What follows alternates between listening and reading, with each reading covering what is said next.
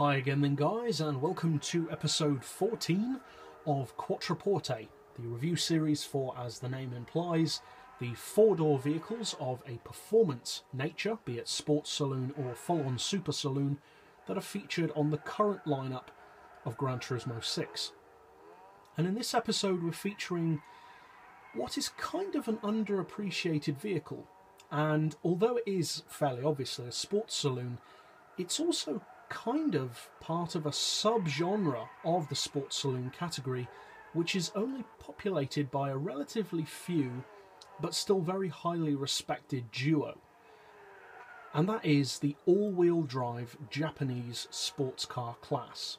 Now, there may be some stragglers, but in general, if you were to say to someone who's a fan of cars, name me some all-wheel drive Japanese performance saloons, I think we all know the first two that people would say: Evo and Impreza. Those are the two obvious choices.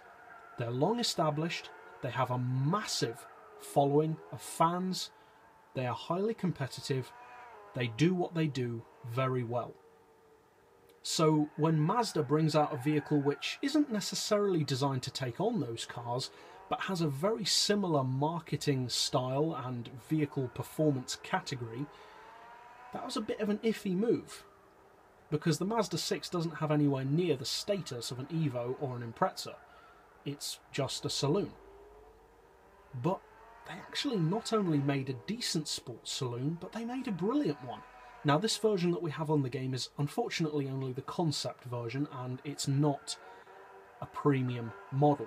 And the fact that it's a concept does kind of work to its disadvantage in one major way, and that is the price. Concept cars are pretty expensive in general on Gran Turismo, and this car is no exception to that. This is a 60,000 credit car, which is a lot for what it can do. Compare that to the Evo and the Impreza, and they undercut this car by a lot. But be that as it may, what does this car have to offer? Well, for a start, it has a larger engine than either the Impreza or the Evo at 2.3 litres.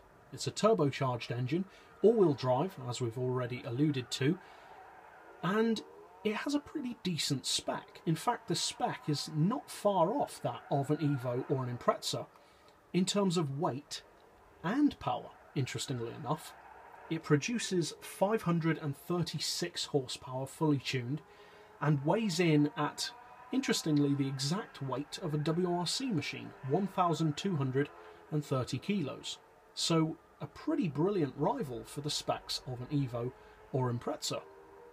It also produces a pretty decent 433 pound-feet of torque, which is pretty reasonable for a smaller capacity engine, and the PP is very competitive against the Evo and Impreza, undercutting them by around 30 to 40 PP depending on which Impreza or Evo you're comparing it to, at 552 PP.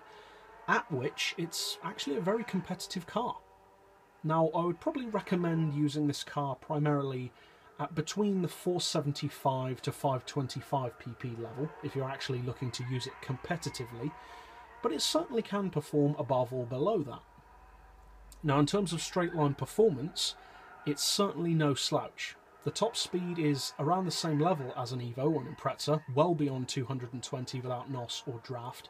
The acceleration off the line can also keep up with them surprisingly well. And the handling is highly dependent on the diff, but very good. Now, what I mean by that is the same as with any all-wheel drive car. Depending on how much torque you send to the front or rear wheels, you can completely change the characteristics of the vehicle. And that's no exception with this car. You can make it handle very heavy, or you can make it very tail-happy. But it has the capacity to be, and is, a very good handling car. It's also very fun to drive, makes a great drift car, and just feels right, I would say, overall. Everything about the car feels just enough. We could always have more power or want less weight, but overall the car does feel very good at the spec that it's currently set at when fully tuned. And even though 60 grand is more than its rivals, its main two rivals anyway, I would say that it actually is worth the money. Partially due to the fact that it's rare, you hardly see anyone using it, but also because it's not just different, because plenty of cars are different from what everyone uses, but there could also be a reason why nobody uses it. Maybe they're not as competitive, but with this car, it's different and competitive. So if by some chance you haven't tried this particular car yet, the Mazda 6 MPS, or as it's known in the game, the Mazdaspeed Atenza concept, I would suggest that you actually give this car a try, because it's a very good multi-purpose vehicle. So that's it for this episode. I'll see you guys next time, and as always, thanks for watching.